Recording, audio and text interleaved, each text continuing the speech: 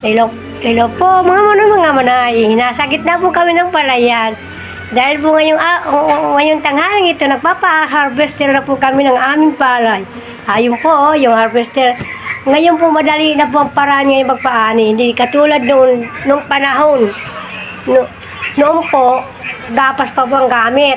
Matagal po yun, inaabot ng ilang araw bago baka pa sako. Ngayon po, oras na lang. Itong amin, hindi na po ito isang oras. Kita nyo po, mabilis ng harvester ngayon. Madali lang po ito, may sako. Mabilis po ito. Ito po ngayon ang paraan na madaling maisako ang palay, madaling iuwi sa bahay. Kita nyo po, mabilis oh. Yan po yung tinatawag na harvester. Wala pang 1 hour, tapos na po yan. Ito na po yung pinagawa namin mag-asawa. Kita niyo na po yung sipag at tiyaga namin. Ang ganda po ng tubo ng palay. Malalago, ang hahaba po ng butil. Ito po yung galing sa DA. Mga, po yun, mga tinatawag na hybrid. Kita niyo po, oh. Mabilis, oh. Matatapos ka agad, oh. Sobrang init po ngayon. Grabe po ang init, ang tindi ng init. Tiis-tiis lang, dahil mayroon naman tayong palay na ibibilad. Hindi na tayo bibili. Ganda po ng panahon ngayon. Ito po, kasama kong asawa ko. Pinapanood po namin ang pag-harvest kung paano. Ang ganda po sa mata. Madali lang po. Yung una po, pag nasaka, mahirap, pagod, magastos. Pag maganda po ang kalalabasan, maganda po yung tubo ng palay, may kita ka rin kahit papaano. Kanya po, yung tubo ng palay namin, oh, ang hahaba ng palay. Dilaw na dilaw. Thank you Lord. Dahil maganda ang panahon, hindi maulan, mainit. Kita niyo po, nakapayong kami ng asawa ko. Pinapanood po namin. Dahil po anong ba lang ito, mga 12:30 ng tanghali. Ka-harvest na po sila. Mabilis po yan. Kita niyo po. Mamaya po, ipapahakot na namin niya sa doon sa kalsada. Mabilis po yan, oh. Parang kita niyo, parang tutubi. Lumilipad lang. 3 po yung tao. 2 nagsasako, isang nag-ooperate ng machine. Ito na po yung paraan na magkapabilisan para madaling maisako ang palay. Hindi katulad noon. Ngayon po marami ng teknolohiya kung paano mapapadali ang pag-ani natin. Malapit na po yan matapos. Kaunti na lang. Tapos na po yan.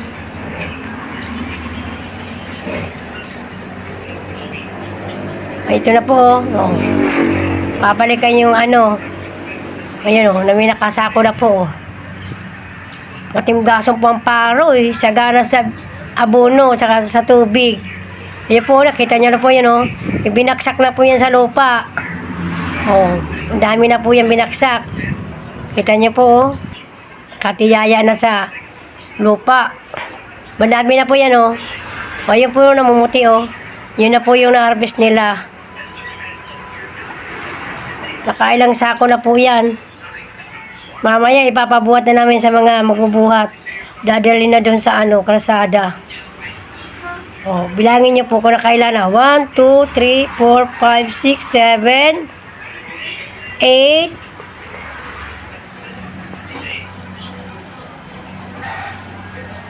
O 8 po ang nabilang ko dito. Kita mo yung mabilis yun, oh.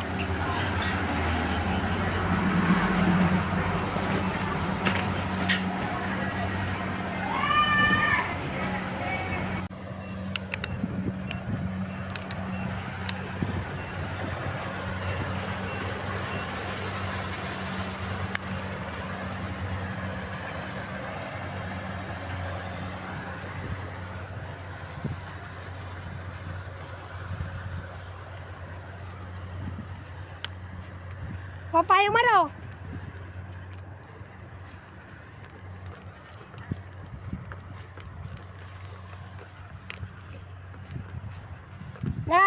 Bilang ano, nakakakinsi pa lang. Nakakakinsi pa lang.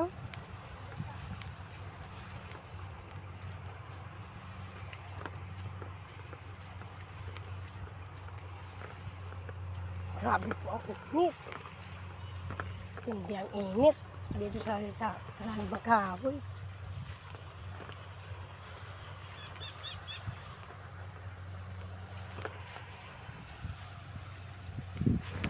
Thank you, Lord. Dito na dadalilim. Ito na po yon. Mayroon na po kami nakuha maghahakot. Mambilis po yan. Dadali na po yan sa kalsada. Para doon sa may mangga.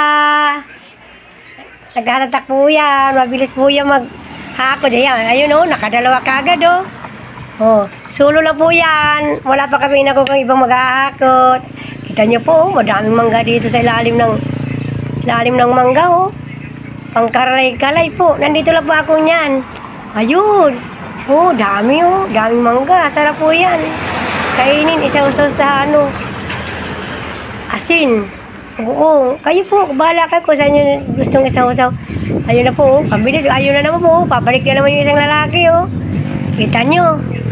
Mabilis po yan. Nakarami na po yan. Kahit pusas po ng tindi ng init. Laban lang po yan, laban. Sige, para magkapira. May bayad din po yan. O, ayun o. Ang laking lalaki o, tangkad. Kita niya po. Pagkabaksak ng palay, diretso. Ngayon po, iuwi na natin sa bahay. Pinapadyak na po namin o. Sinasakay na po na sa padyak. Pauwi na po yun sa bahay namin dahil hapon na po. Ikakarga na po sa padyak niya ng driver na yan. Yan po nakuha naming upahan. Siya na po magbubuhat, siya pa po ang magdadrive. Bambigat po ng isang sako. Mahigit 50 kilos po yan. Kita nyo? Hindi kaya. Sobrang bigat. Ang ganda po kasi ng kinalabasan ng palay niya na ano po ng tubig, nataparan. Tubig, abono, bastante sila sa abono sa katulad tubig. Hindi nagkulang-kulang para mabawi po ng bagyong Owan sa Christine. Maibalik lamang po yung gastos namin nakaraan. Kita niyo po, padyak ko. Siya po yung nakuha naming rentahan. Sipag din po yung lalaking yan.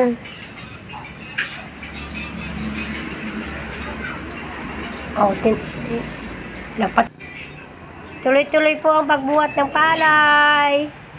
Pauwi na San Roque. Nagpaano na po siya, nagpatulong na siya. Nagpatulong na siya doon sa Lobat. Hirap na po ang lalaki. Ayun po, nakasakay na po ako. Tapos na, uuwi na po kami.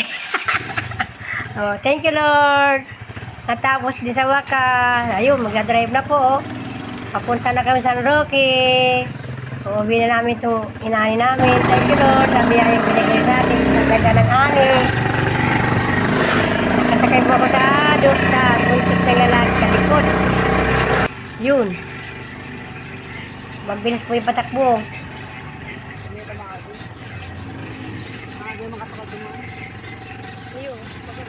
Thank you. Sige na po. Thank you for watching. Like, subscribe, and share. God bless everyone. Bye-bye!